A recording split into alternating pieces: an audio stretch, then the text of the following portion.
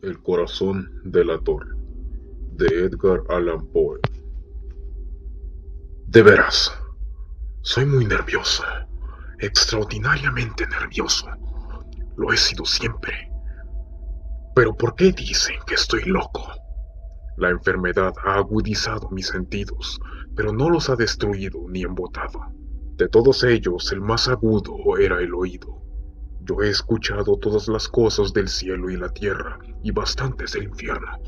¿Cómo entonces he de estar loco? Atención. Observen con qué serenidad, con qué calma puedo contarles esta historia. Es imposible explicar cómo la idea penetró en mi cerebro, pero una vez adentrada, me acosó día y noche. Motivo realmente no había ninguno. Nada tenía que ver con ello la pasión. Yo quería al viejo, y nunca me había hecho daño. Jamás me insultó, y su oro no despertó en mí la menor codicia. Creo que era su ojo. Sí, eso era. Uno de sus ojos se parecía a los del buitre. Era un ojo azul pálido, nublado con una catarata. Siempre que caía ese ojo sobre mí, se helaba la sangre. Y así poco a poco, gradualmente, se me metió en el cerebro la idea de matar al anciano y librarme para siempre de este modo, de aquella mirada. Ahora viene lo más difícil de explicar. Me creerán un loco. Los locos nada saben de cosa alguna, pero si hubieran visto con qué sabiduría procedí y con qué precaución y cautela me conduje, con qué disimulo puse manos a la obra. Jamás me manifesté tan amable con él como durante toda la semana que procedió al asesinato.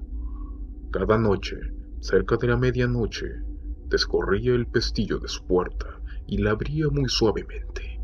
Y entonces, cuando la había abierto lo suficiente para asomar mi cabeza, adentraba por la abertura una linterna sorda, bien cerrada, para que no se filtrara ninguna claridad. Después metía la cabeza. Oh, se hubieran reído viendo con qué cuidado introducía la cabeza.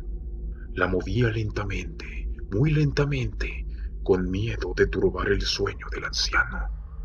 No exagero al decir que por lo menos necesitaba una hora para poner toda mi cabeza por la abertura y ver al anciano acostado en su cama. Ah, ¿hubiera sido tan prudente un loco? Entonces abría con precaución mi linterna.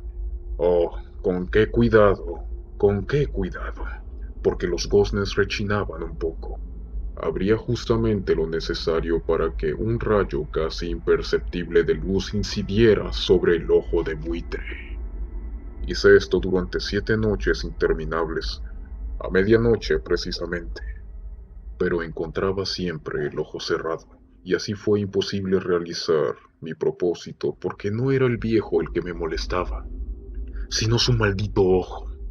Y todas las mañanas, cuando amanecía, entraba osadamente en su cuarto y le levantaba valerosamente, pronunciando su nombre con voz cordial, interesándome por cómo había pasado la noche. Están viendo, pues, que había de ser un hombre muy perspicaz para sospechar que todas las noches, precisamente a las 12, lo observaba durante su sueño. Finalmente, en la octava noche, abrí la puerta con mayor precaución que antes. La aguja de un reloj se mueve más deprisa que lo que se movía entonces mi mano. Jamás como aquella noche pude darme tanta cuenta de la magnitud de mis facultades, de mi astucia. Apenas podía dominar mi sensación de triunfo. Pensar que estaba allí abriendo la puerta poco a poco y que él ni siquiera soñaba en mis acciones o en mis pensamientos secretos. A esta idea se me escapó una risita, y tal vez me oyera, porque se movió de pronto en su lecho como si fuera a despertarse. Tal vez crean ahora que me retiré. Pues no, se equivocan. Su cuarto estaba tan negro como la pez, a causa de lo espesas que eran las tinieblas que envolvían toda la estancia, y es porque las ventanas estaban cerradas cuidadosamente por miedo a los ladrones, y seguro de que él no podía ver la puerta entreabierta. Continué empujándola. un poco más, siempre un poco más. Había introducido mi cabeza y me disponía a abrir la linterna cuando mi pulgar resbaló sobre el pomo de la puerta y el anciano se incorporó en su lecho preguntando: ¿Quién anda ahí? Permanecí completamente inmóvil y nada dije. Durante toda una hora no moví un solo músculo, y en todo ese tiempo no oí que volviera a acostarse. Continuaba sentado en la cama, escuchando exactamente lo mismo que yo había hecho durante noches enteras, oyendo a las arañas de la pared. De pronto escuché un débil gemido. Se trataba de un lamento de terror mortal. No era un lamento de dolor o tristeza, oh no. Era el rumor sordo y ahogado que escapa de lo íntimo de un alma sobrecogida por el pavor. Y yo ya conocía bien ese murmullo. Muchas noches, precisamente al filo de las 12, cuando todos dormían, irrumpía en mi propio pecho excavando con su eco horrendo los terrores que me consumían. Sabía lo que estaba sintiendo el viejo y sentía piedad por él, aunque otros sentimientos también llenaran mi corazón. Sabía que él continuaba despierto desde que, habiendo oído el primer rumor, se movió en la cama. Su zozobra había ido siempre en aumento. Procuraba persuadirse de que sus temores eran infundados. Seguramente se había dicho a sí mismo: no es nada, el viento en la chimenea, un ratón que corre por el entarimado, cualquier insecto. Sí, procuró calmarse con cualquiera de estas hipótesis, pero todo fue inútil, porque la muerte que se aproximaba había pasado ante él con su gran sombra negra y ya envolvía a su víctima, y era la influencia fúnebre de su sombra no vista lo que le hacía sentir, aunque no viera ni escuchara nada, lo que le hacía notar la presencia de mi cabeza en su cuarto. Luego de haber esperado tan largo rato, con toda paciencia, sin oír que se acostara de nuevo, me aventuré a abrir un poco la linterna, pero tampoco como si nada. La abrí cautelosamente, tan furtivamente como no podrán imaginárselo, hasta que al fin, un único y pálido rayo como un hilo de telaraña salió por la ranura y descendió sobre su ojo de buitre. Estaba abierto, enteramente abierto, y al verlo me encolericé. Lo vi con claridad perfecta, todo él de un azul mate y cubierto por una horrorosa nube que me helaba la médula de los huesos. Pero no podía ver nada más, ni la cara ni el cuerpo de la anciana, como si no existiera otra cosa que aquel ojo obsesionante. ¿No creen que es una hiperestesia de los sentidos aquello que consideramos locura?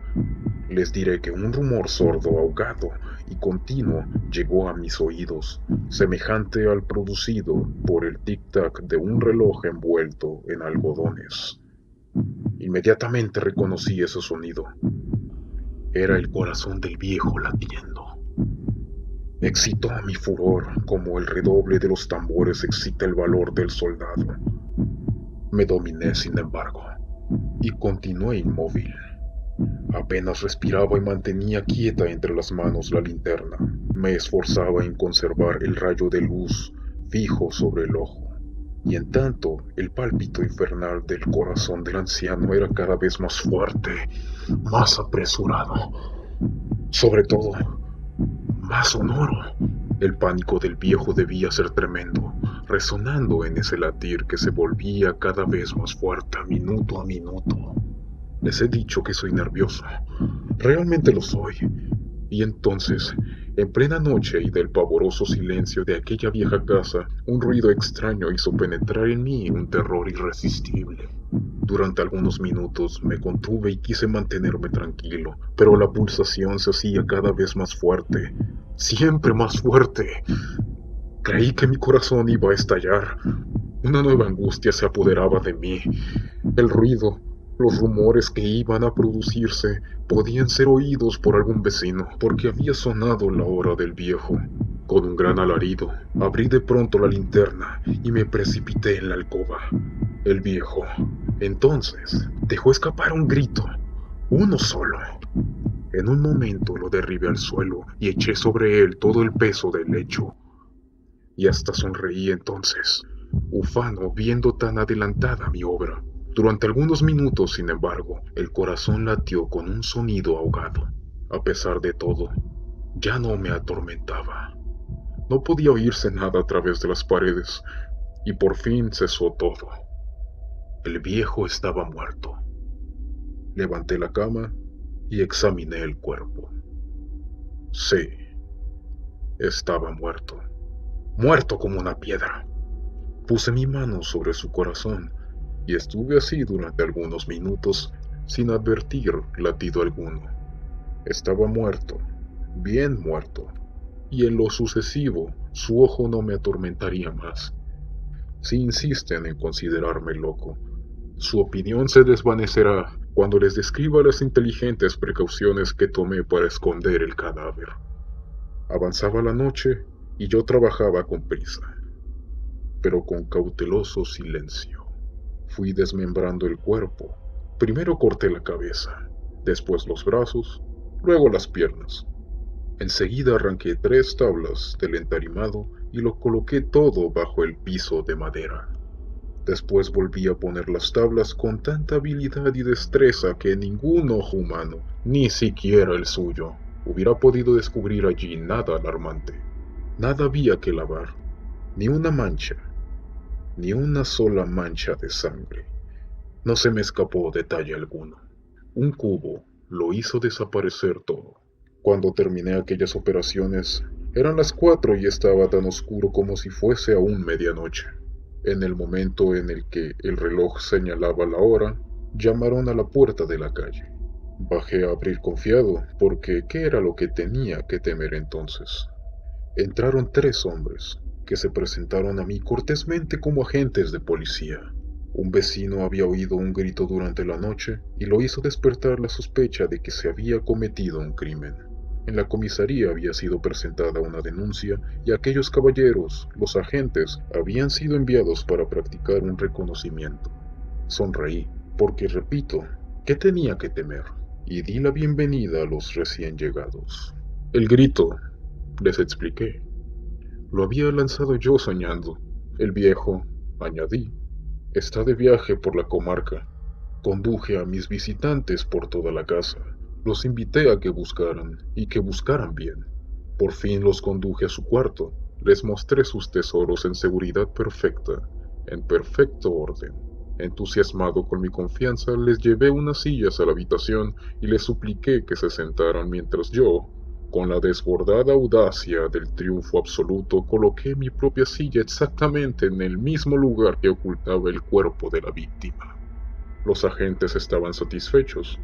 Mi actitud los había convencido. Me sentía completamente bien.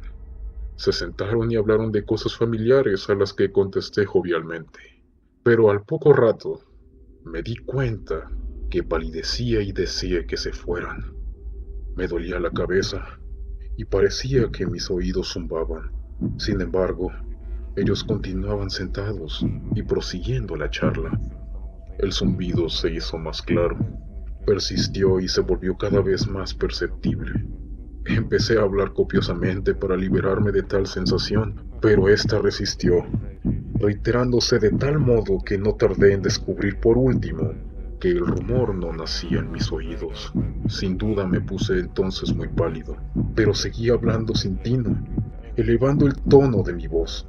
El ruido aumentaba siempre. ¿Qué podía hacer? Era un ruido sordo, ahogado y continuo, semejante al producido por el tic-tac del reloj envuelto en algodones. Respiraba con dificultad, y en tanto los agentes nada oían aún. Hablé todavía más deprisa, con mayor vehemencia, pero el rumor crecía incesantemente. Me levanté y discutí sobre tonterías, con voz cada vez más alta y seguramente haciendo violentas gesticulaciones, pero inútilmente. El rumor crecía siempre, porque ellos no se querían marchar. Comencé a andar de un lado para otro de la habitación pesadamente, dando grandes pasos, como exasperado por sus observaciones, pero el rumor crecía incesantemente. ¡Oh, Dios! ¿Qué podía hacer? Echaba espuma, gajos, desvariaba, pateaba. Movía la silla en la que estaba sentado y la hacía resonar sobre el suelo. Pero el rumor lo dominaba todo y crecía indefinidamente. Se hacía más fuerte y los hombres continuaban hablando, bromeando, sonriendo. ¿Sería posible que nada oyeran? Dios Todopoderoso, no, no. Estaban oyendo, estaban sospechando, sabían, estaban divirtiéndose con mi terror. Así lo creí y lo creo ahora. Pero había algo peor que aquella agonía, algo más insoportable que aquella burla. No podía tolerar por más tiempo aquellas hipócritas sonrisas. Me di cuenta de que era preciso gritar o morir, porque entonces... ¡Atiendan, por favor! ¡Miserables!, exclamé. No disimulen por más tiempo. Lo confieso todo. ¡Todo! ¡Arranquen esas tablas! ¡Aquí! ¡Aquí! Es el latido de su implacable corazón.